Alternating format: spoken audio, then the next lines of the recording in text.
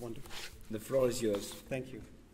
Thank you so much. And good morning, everyone. It's a great honor to be with you today. On behalf of Secretary of State John Kerry, I bring greetings and blessings of peace. Assalamu alaikum wa rahmatullahi wa barakatuh. I want to first thank the many and diverse sponsors of this conference, particularly the Danish Church Council and the Danish Muslim Council, from whose heads we have just respectively heard. I want to thank them for making it possible for us to gather in such a fantastic setting. And by that same token, we have to give great thanks to the Honourable Member of Parliament who's made it possible for us to be here today. The setting we have, I think, speaks to the gravity and the importance of the topic we have, but also to the fact that this is a subject that is much on the minds of the Danish people at the present time. What I would like to do in my remarks this morning is to address the question of how we should think about the relationship between religion and extremism. This is a complex and a sensitive topic, and one that I spend a great deal of time thinking about in my current position in the US State Department's Office of Religion and Global Affairs. Our office is something of an experiment. It's not usual that you find an entire office of 30 people, in our case, dedicated to exploring the interface between religion and diplomacy. It's the pioneering creation of a Secretary of State, Mr. Kerry, who felt that American diplomacy could be more informed and more effective if it was better able to appreciate and engage with the important and widely varying roles that religion plays in societies around the world. And of course, above all, in relation to US foreign policy priorities and interests. Given the state of affairs in the world today, you might think that our office spends most of its time focused on the Middle East and on issues of security.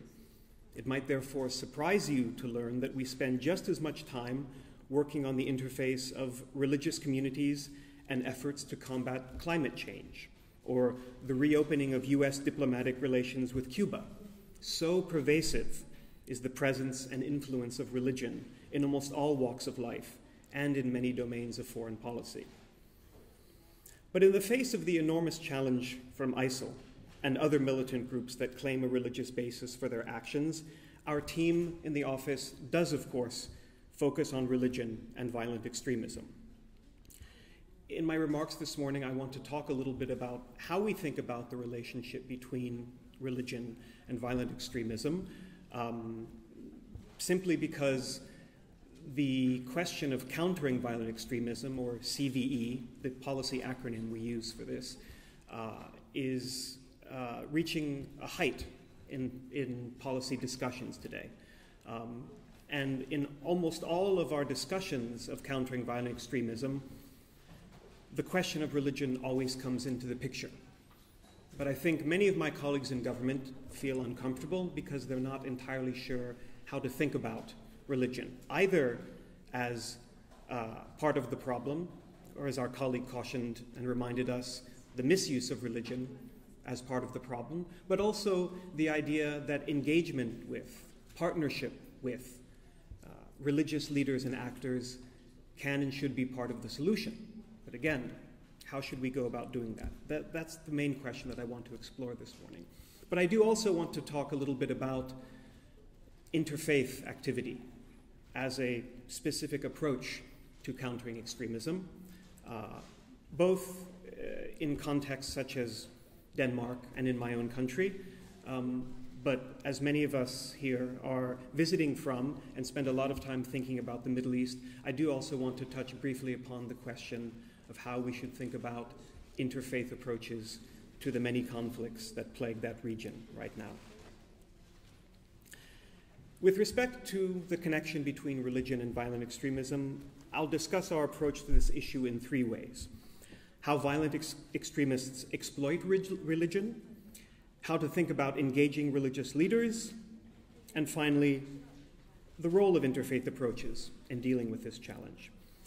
You'll hear me, as I said, refer frequently to this concept of CVE. So please bear with me if I use this acronym just to better abbreviate and be more precise and efficient in my communication. So CVE, or Countering Violent Extremism, is the acronym that we use in policy circles to refer to activities designed to prevent or mitigate the capacity of violent extremist groups to recruit others to their cause.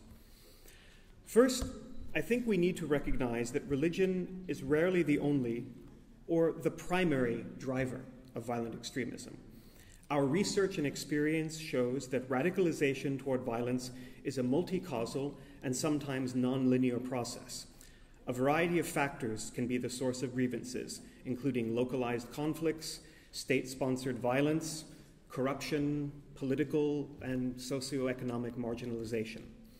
What drives someone to join a violent extremist group in Syria is very different from what drives another in northwestern Pakistan or parts of Western Europe, or why an Iraqi Sunni in Anbar province would support ISIL.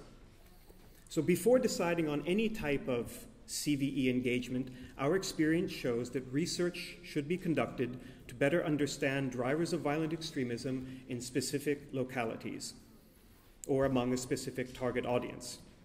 Applying a data-driven approach can inform how best to engage on CVE, and sometimes that does mean working through and with religious leaders and communities.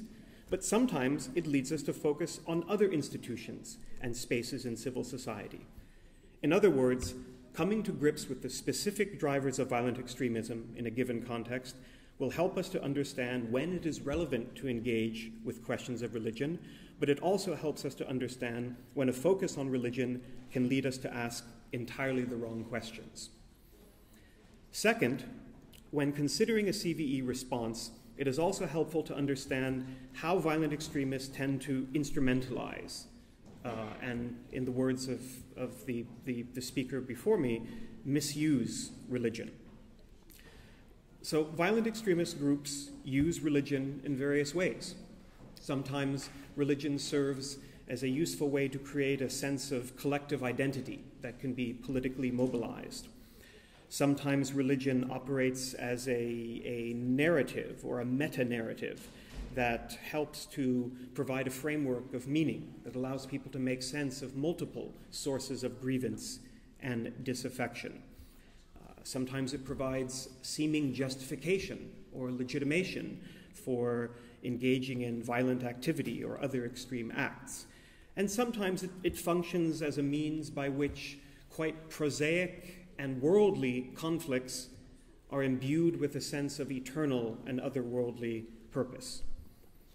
To be clear, this is not to say that all violent extremists use religion in these ways, or even to say that we should view all such approaches to religion as inherently problematic. For example, we know that there are some religious groups that mobilize their followers to engage in political acts in support of pluralism, good governance, and justice. Politicized religion is therefore not inherently, in and of itself, a problem. By the same token, it is not always helpful, we think, to speak in terms of simple binary categories like moderate or extremist. These terms of moderate and extremist approaches to religion are subjective, and they don't necessarily, in and of themselves, tell us much.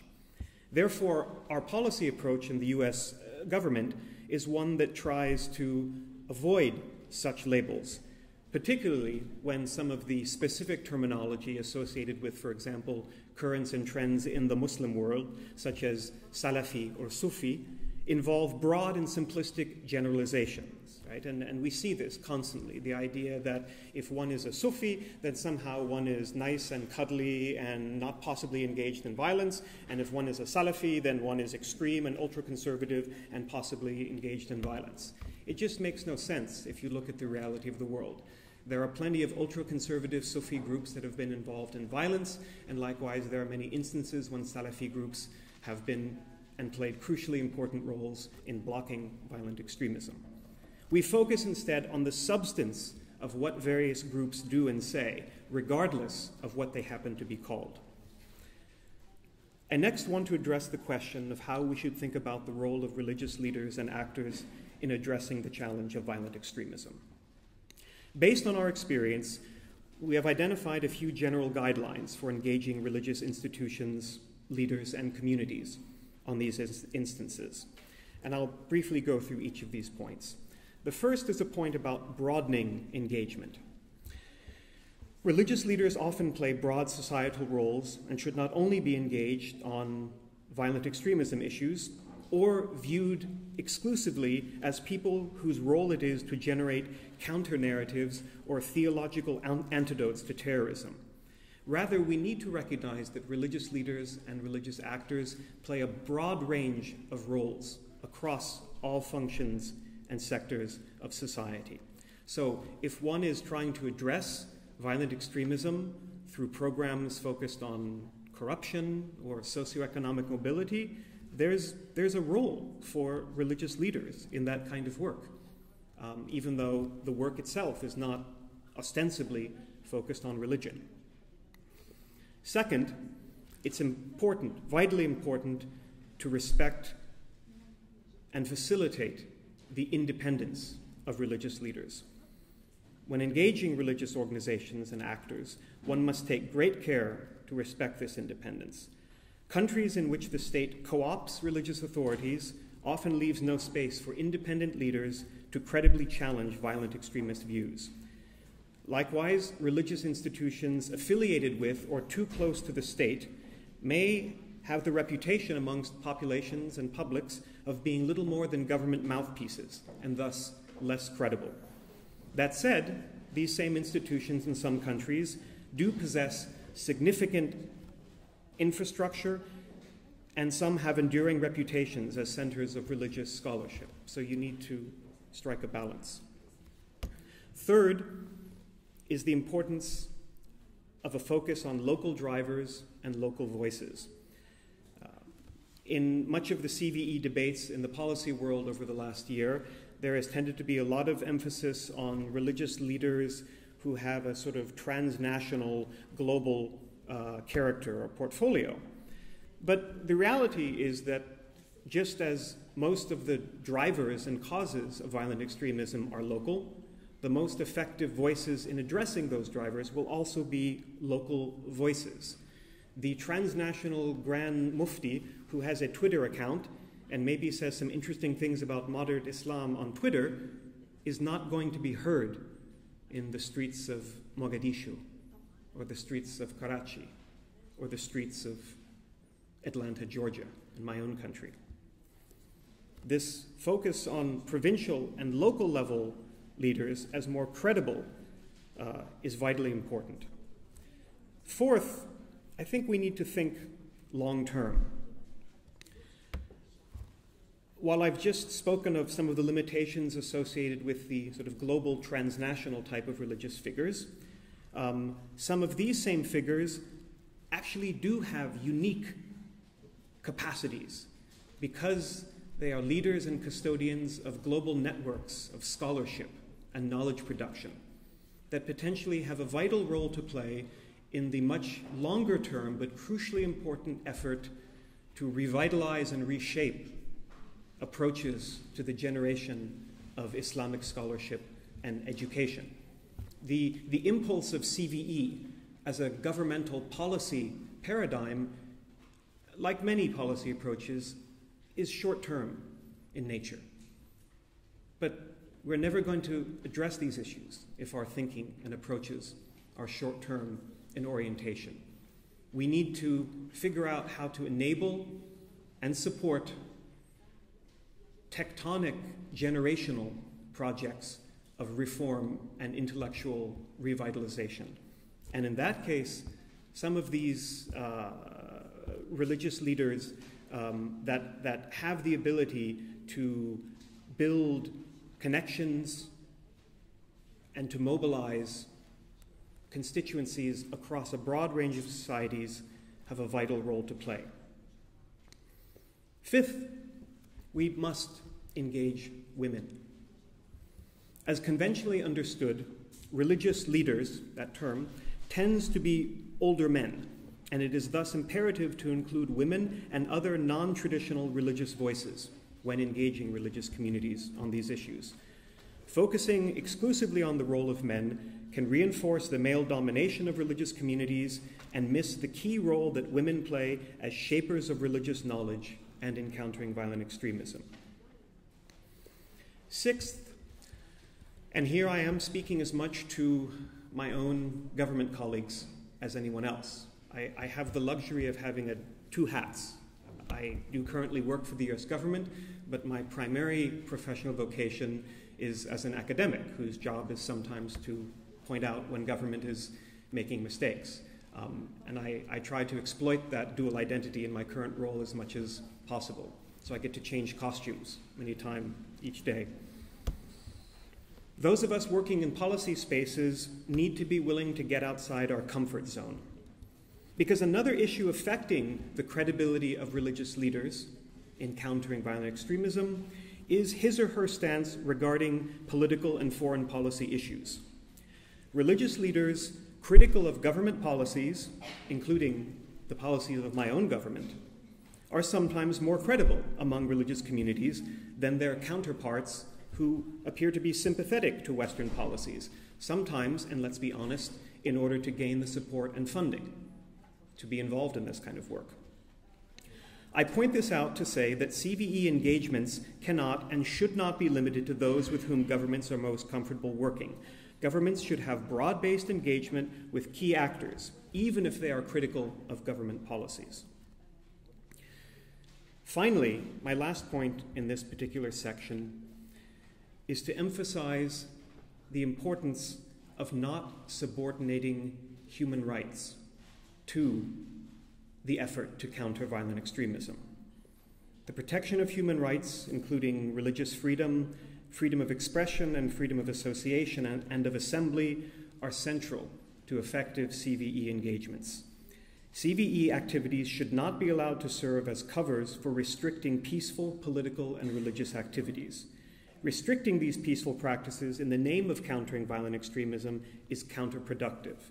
Moreover, creating and protecting space for peaceful expression and activities allows for an environment that encourages the development of civil society, which can complement government-initiated CVE activities. It is the case, I think, particularly over the course of the last year, as a number of governments have sought to build a broad and global coalition of states and governments committed to the effort to counter violent extremism. It is the case that we are seeing signs that some governments are using the pretext of countering violent extremism as top cover, as a form of impunity, such that activities that they undertake that essentially violate human rights or project authoritarianism into more spaces of society, including religious institutions, are being packaged and explained as forms of counterterrorism and countering violent extremism, and then held up for Western governments, including my own, to approve. So we have to be careful that CVE does not itself become a basis and pretext for violating democracy and human rights. Finally, I want to say a few words about the role of interfaith approaches to addressing extremism. Let us first recognize that at a time and in a climate when it is easy to draw separation and build distance from the other in religious terms, the existence of opportunities for peoples of diverse faith backgrounds committed to the common cause of peace, pluralism, inclusivity, and justice, even where they sometimes understand the specificity of those concepts in different ways. That ability to come together to create a space where they engage with each other and stand firm in such commitments is of overwhelming importance. The demonstration effect of coming together to say that what we share is far greater than what divides us cannot be underestimated. We do, however, need to ensure that a focus on interfaith approaches to countering extremism does not lead us to overemphasize the centrality of religion as either a cause or a solution for extremism. Rather, an interfaith approach can and should permit us to recognize and explore some of the ways in which religion is relevant to to many, including non-religious facets of our lives. Interfaith approaches are often most effective when they focus not on people of different faith backgrounds coming together simply for the sake of coming together, but instead coming together to work together in solving, in a tangible way, shared problems and concerns.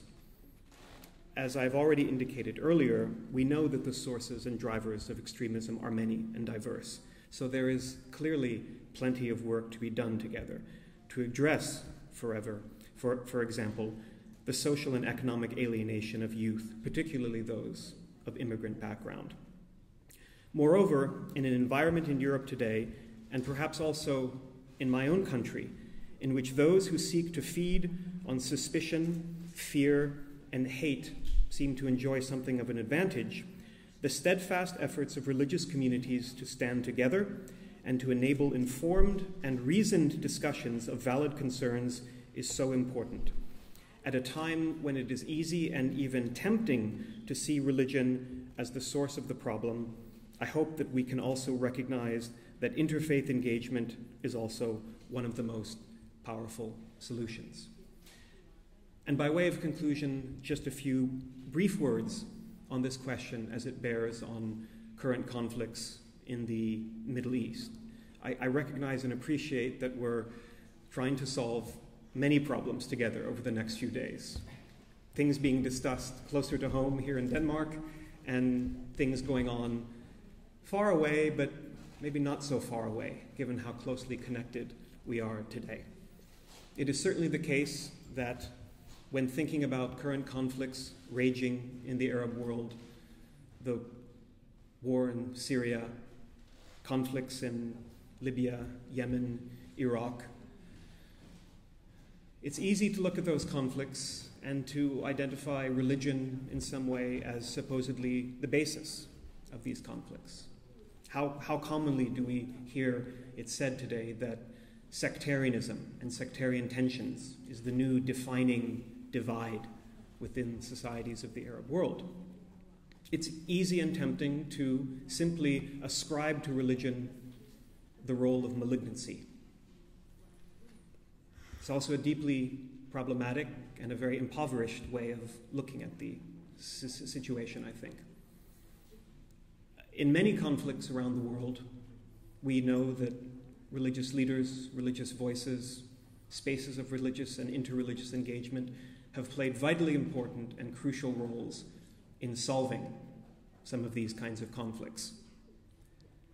Precisely because religion enables different kinds of conversations to happen sometimes. In contexts where formalized processes of negotiation and political settlement have broken down or seem to be stalled or at an impasse, such as in Syria and Iraq today, religious leaders sometimes possess a unique type of moral authority to open and enable spaces of dialogue and engagement that are able to meaningfully claim some distance and separation from the broken discussion in the realm of formal politics. And here I think it is important that we explore these kinds of possibilities in relation to current conflicts in Iraq and Syria.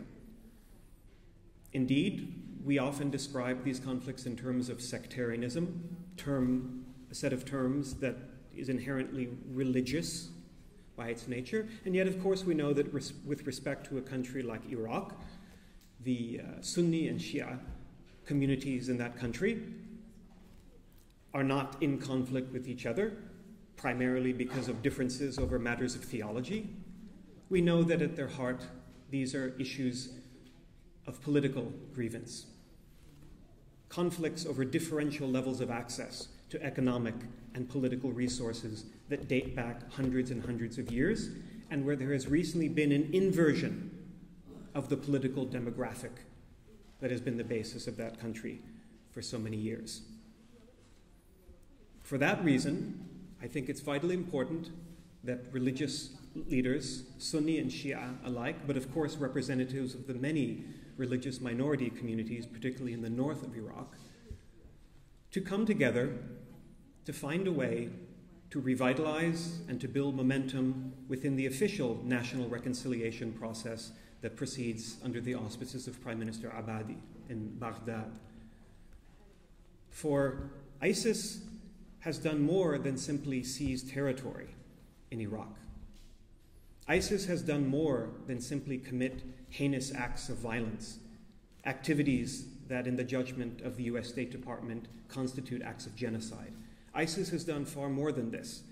ISIS has also destroyed, or at the very least, stretched to the point of breaking the social fabric of Iraq. My fear, and this may sound counterintuitive and somewhat strange, my fear is that the global coalition to counter ISIL may ultimately fail because it succeeds too quickly. Let me explain what I mean by that. We know that over the course of the last year, ISIS has lost enormous amounts of territory under its control. Its ability to finance its operation and to identify sources of financial revenue have been reduced. Their local infrastructures of governance and public order in some places are falling apart, and the forms of localized support, or at least connivance, that they enjoyed seem to be strained. And we know from the historical record, in the case of insurgencies like this, sometimes you reach a breaking point where cascade effects enter the picture very quickly. So there is a scenario, potentially, where ISIS falls apart very quickly in Iraq. And on the face of it, that would constitute success, right?